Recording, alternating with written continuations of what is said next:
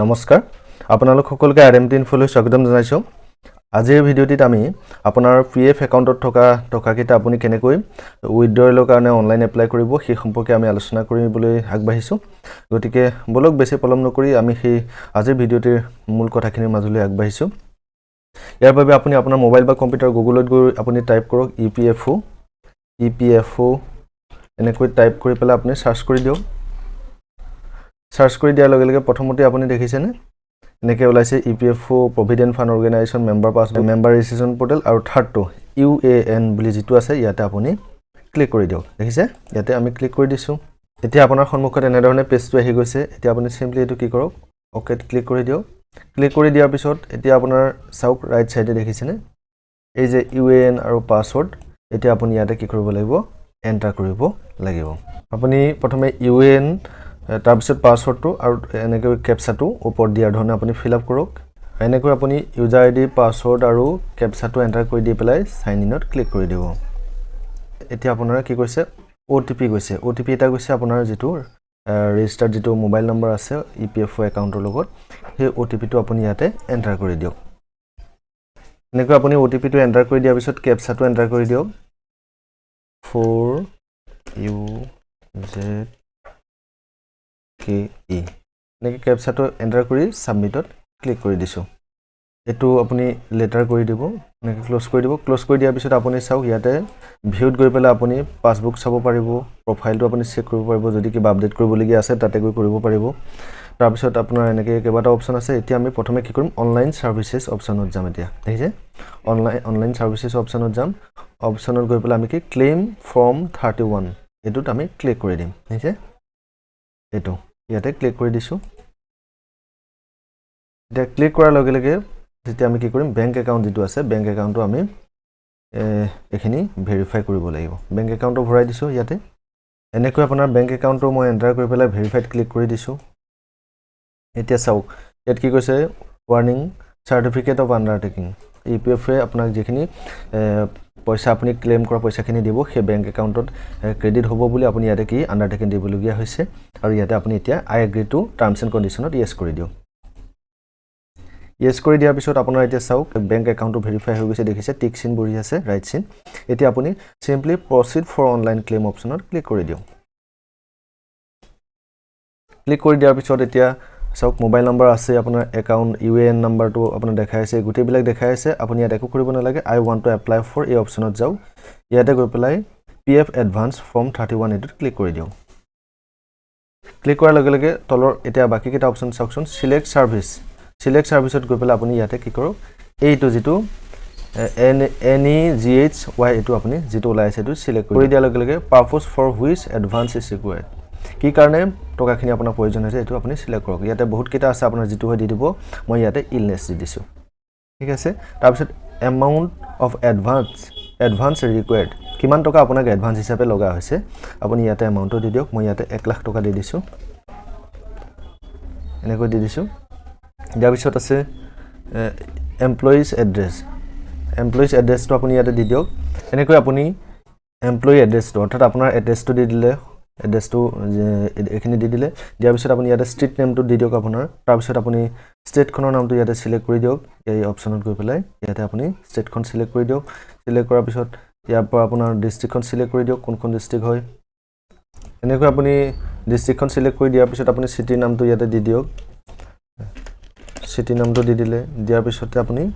আপোনাৰ area pin কোডটো আপুনি ইয়াতে দি দিয়ক আপোনাৰ এৰিয়া পিন কোডটো দি দিয়ক দিয়াৰ পিছত আপোনাৰ এটা কি কৰিব লাগিব upload scan copy of chequebook oblique passbook আপোনাৰ চেকবুক বা পাসবুকখনৰ এটা আপুনি কপি আপুনি ইয়াতে আপলোড কৰিব লাগিব তাৰ পিছত কৈছে যাওক আপোনাৰ JPG বা JPG ফাইল ফৰমেটত হ'ব লাগিব 100 KB ৰ পৰা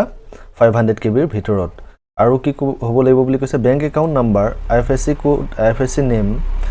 IFSC and name should be visible on the check যদি চেক আপলোড কৰিছে আপুনি চেকখনৰ ওপৰত IFSC বেংক নাম্বাৰ এই সকলোবোৰ আপোনাৰ ভিজিবল হ'ব লাগিব scanned image should be readable scan কৰা ইমেজটো আপোনাৰ পঢ়িব পৰা বিধৰ হ'ব লাগিব in case of scanned image of check is not readable যদি চেকখনৰ আপোনাৰ ইমেজটো যদি আপোনাৰ পঢ়িব পৰা নহয় তেতিয়াহলে claim is liable to be rejected তেতিয়াহলে আপুনি যেটো ক্লেম কৰিছে ক্লেমটো ৰিজেক্ট হ'ব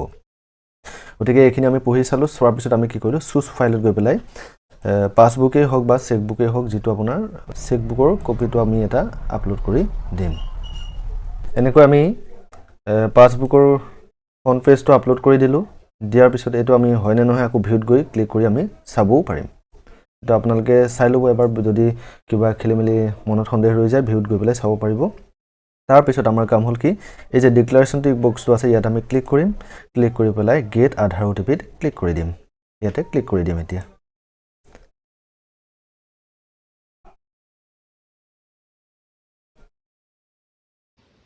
নেটৱৰ্কৰ অসুবিধা থাকিলে কেতিয়াবা যদি আপুনি বহুতখিনি সময়লৈকে ওয়েট কৰি ওটিপিটো নাপায় তেতিয়া আপুনি কি কৰিব ৰিসেন্ড ওটিপিত ক্লিক কৰি দিব এনেকে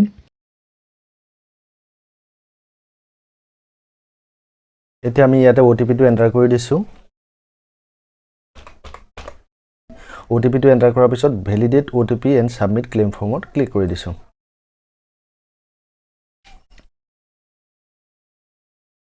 এতিয়া এটা বস্তু দেখাইছে চাওক locality in address can contain alphabet digits spaces or special characters এইকেইটা যেখিনি স্পেস দিয়া গৈছে লোকেলিটি এড্ৰেছৰ কাৰণে যেটো আপোনাৰ স্পেস দিয়া গৈছে তাতে হেতুত খালি কি দিব পাৰিব বুলি কৈছে এলফাবেট দিব পাৰিব ডিজিট দিব পাৰিব স্পেস দিব পাৰিব আৰু স্পেশাল ক্যাৰেক্টাৰ হিচাপে এম্পাৰচেণ্ড দিব পাৰিব বা এটো ব্ৰেকেট দিব পাৰিব হাইফেন দিব পাৰিব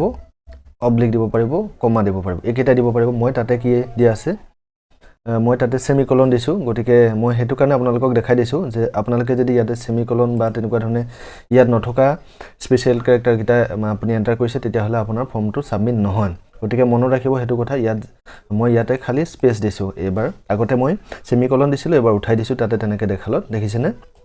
তো আপোনালোকে এইকেইটাৰ বাদে আন কোনো স্পেশাল ক্যাৰেক্টাৰ ইয়াত দিব নোৱাৰিব আৰু দিব পাৰিব কি দিব পাৰিব এলফাবেট দিব পাৰিব ডিজিট দিব পাৰিব স্পেস দিব পাৰিব এইকেইটা দিব পাৰিব ঠিক আছে এবাৰ আমি কি কৰিছো validate OTP and submit claim ফৰ্মত ক্লিক কৰি দিছো এতিয়া চাওক কি কৈছে OTP has been verified OTP verify হৈছে eKYC updated and PF advance claim form submitted successfully on unified portal please click here to view PDF এতিয়া আপোনাৰ ক্লেম ফৰ্ম সাবমিট হৈ গৈছে আপুনি ইয়াত কি কৰিব পাৰে ক্লিক হেয়াৰত গৈ পেলাই আপুনি PDF টো আপুনি চাব পাৰে ইয়াতে ক্লিক কৰি দিছো ক্লিক কৰাৰ পিছত এখিনি আপোনাৰ চাও আপুনি যে ফৰ্মখন সাবমিট কৰিছে এখিনি ডিটেইলছটো আপোনাৰ ইয়াতে ওলাই গৈছে আপুনি প্ৰিন্ট কৰি লওক এই অপচনত গৈ নতুবা আপুনি ডাউনলোড কৰি ৰাখি দিব পাৰে মই ইয়াতে প্ৰিন্ট কৰি লৈছো এনেকে মাৰি দিছো মাৰি পেলাই প্ৰিন্ট অপচনত গৈ প্ৰিন্ট কৰি লৈছো বা নতুবা ইয়াতে আমি ডেস্কটপত এনেকৈ সেভ কৰি ৰাখি দিব পাৰো সো আজিৰ ভিডিওটিত আমাৰ এখিনি কথা আলোচনা কৰিবলগীয়া আছিল ভিডিওটিৰ যোগেদি যদি আপোনাৰ অলপ মান উপকাৰ হোৱা বুলি ভাবিছে তেতিয়া হলে ভিডিওটি লাইক কৰি দিব যদি চেনেলটো নতুন তেতিয়া হলে চেনেলটো কাইন্ডলি সাবস্ক্ৰাইব কৰি দিব আৰু বন্ধুবৰ্গৰ মাজত শ্বেয়াৰ কৰি দিব লগ পাম পৰৱৰ্তী ভিডিওত ধন্যবাদ